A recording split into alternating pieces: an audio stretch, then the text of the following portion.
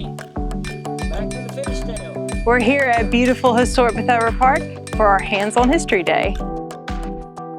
Our Hands-on History Day is an annual event that we hold. Our guides are out here demonstrating things like woodworking, pottery, textiles, candle making, and a lot of other things. So it's basically like if you were time traveling back to Bethesda in the 1700s, this is what you would see.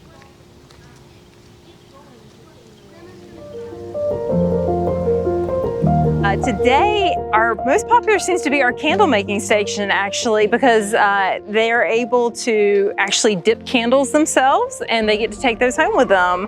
Other popular stations are our blacksmithing station and also our woodworking station as well, which you might be able to see behind me there. So those are probably the most popular that we've had today.